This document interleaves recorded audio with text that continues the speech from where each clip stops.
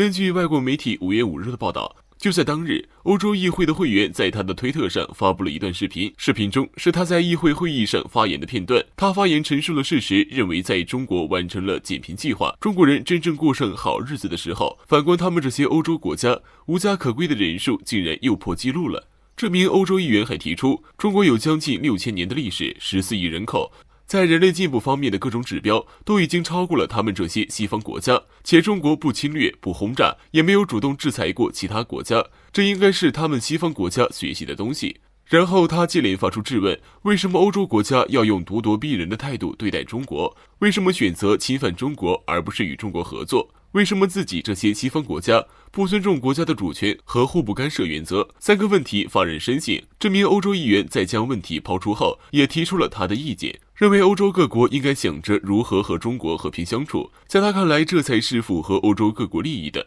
在这次发言中，他还提到了美国，戳破了欧洲各国如今完全跟着美国步调走的真相。他提出，他认为如今的西方各国根本就是被美国牵着鼻子走，挑战中国，美国是既得利益者，为了这利益，美国才一而再再而三地针对中国，并不是美国宣称的所谓中国对美国安全造成威胁。除了他推特上发布的视频外，他还配了一段文字，再一次对欧盟发出质问。他提出，中国在40年里没有轰炸过任何国家，也没有对任何国家进行过主动制裁，为什么欧盟要让美国把整个欧盟都拖入到和中国的对抗中去？值得一提的是，他还特意把这条推特给置顶了，以表示他坚定的态度。实际上，在欧盟跟随美国对中国实行制裁，又被中国反制之后，就已经有越来越多的欧洲人清醒过来，中国不是那个可以被他们任意蹂躏的国家了。虽然目前欧盟各国对中国态度仍然不算好，但是随着清醒过来的人越来越多，认清真相的他们阻挡不了中国发展的脚步后，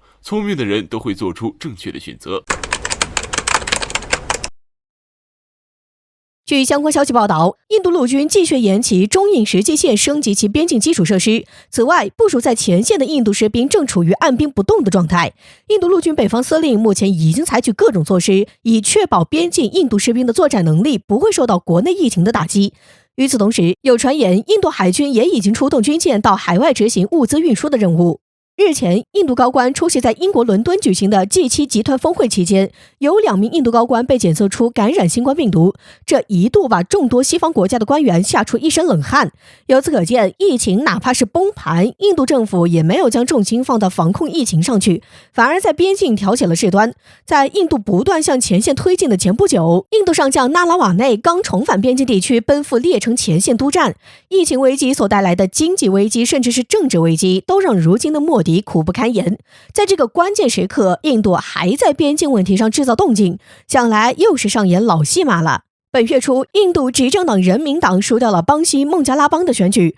随后当地爆发严重的骚乱。在此背景下，政治分裂迅速加剧，两党之间的争势更是如水火一般。这样的情况下，印度重新挑起边境的紧张局势，很可能是想借此刺激国内民族主义情绪，转移国内危机。事实上，早在中印双方几个月前就班公湖一线地区撤军达成共识后，有印军消息人士就已经分析到会有这么一天。一线地区撤军了，但别的地区的印度士兵还在原地待命，足以说明撤军只是缓兵之计。等到时机成熟，印度军方随时都会重新返回边境地区。而就现在看来，印度国内危机越发严重，正是边境局势重新升级的最佳时候。一方面试图转移国内危机，另一方面也是希望能够打解放军一个措手不及。说白了，印度从一开始就没有想要与我国缓和关系，撤军更不能意味着有吸取加勒万河谷冲突的教训，反而是准备再杀回马枪。尽管上述只是猜测，但就冲印度又在边境搞事情这点，就已经是在向我国释放危险信号了。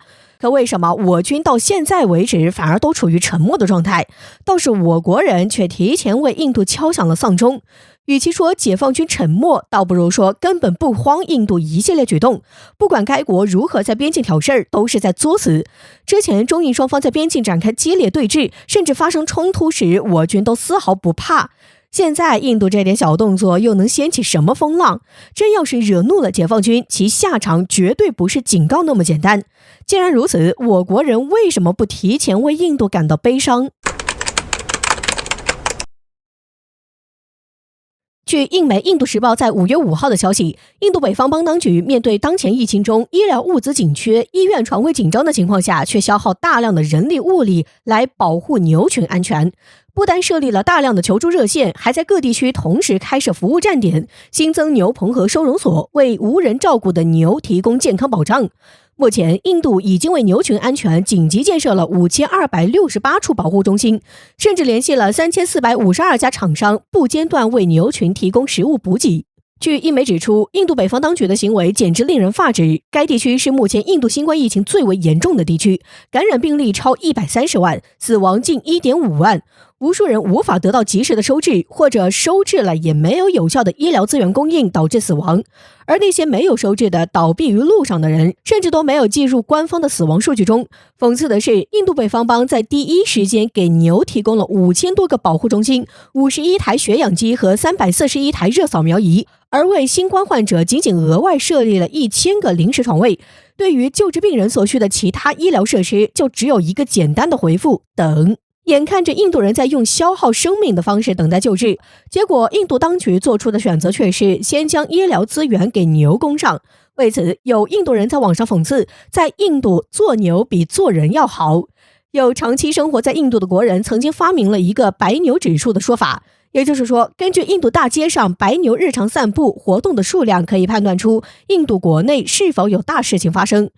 之所以这么说，是因为白牛在印度人的观念中代表着圣物，在印度杀人未必会被判刑，但杀白牛那可就死定了。而且白牛地位崇高，可不是什么人都能养的。通常来说，只有顶级富豪或者实权人物才有这个资格。而一旦发现印度街头的白牛数量减少，那么很可能就意味着这些印度高层得到了某些消息，未来发生的某些事情会让白牛在外面受到伤害，因此提前将白牛圈在家里，不让仆人带出门散步。在这种异于常理的观念下，印度北方邦当局无视不断增长的死亡人数，却坚持将宝贵的医疗物资先给牛供上，似乎也就不是什么难以理解的了。值得一提的是，有观察人士认为，当前印度国内的运行基本已经被疫情摧残殆尽，随时可能崩盘。按照新德里的治理能力，可能未来还将面临严重的饥荒状况，与疫情肆虐的同时围攻。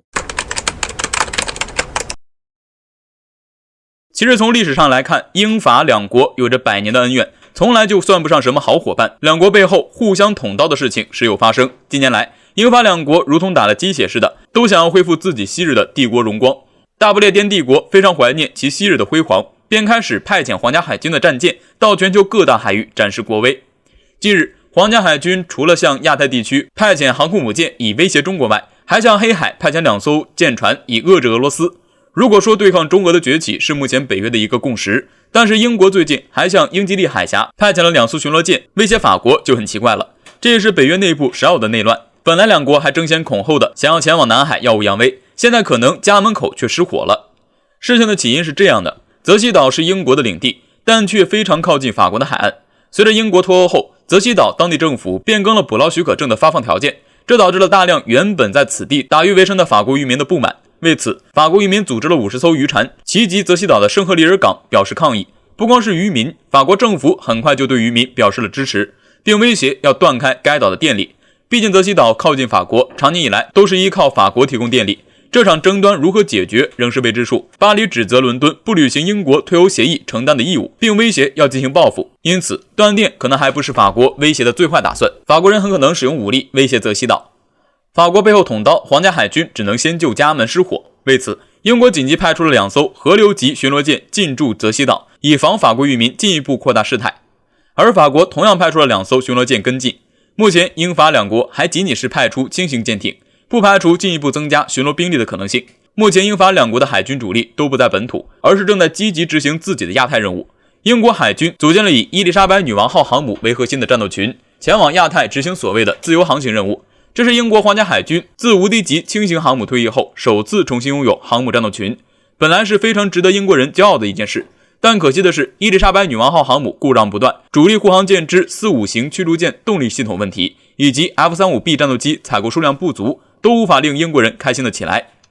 作为对比，法国海军虽然没有追求过高的战术指标，但踏实求稳的风格却带给了法国海军实用的战斗力。虽然法国只有1艘航母戴高乐号，但采用了传统核动力和成熟的阵风战斗机的法国航母，显然拥有更好的实战能力。有人说，此刻的法国海军才是欧洲第一的海上力量，但比较令人悲哀的是，这两支力量的未来假想敌并非是欧洲内部，而是中俄。考虑到俄罗斯水面力量的落后，亚太的中国才是他们针对的目标。至于这两支力量和中国海军相比如何，可惜中国已经建成了全球规模最大的舰队，无论英法两国是各自为战还是串通一气，中国海军都无所畏惧。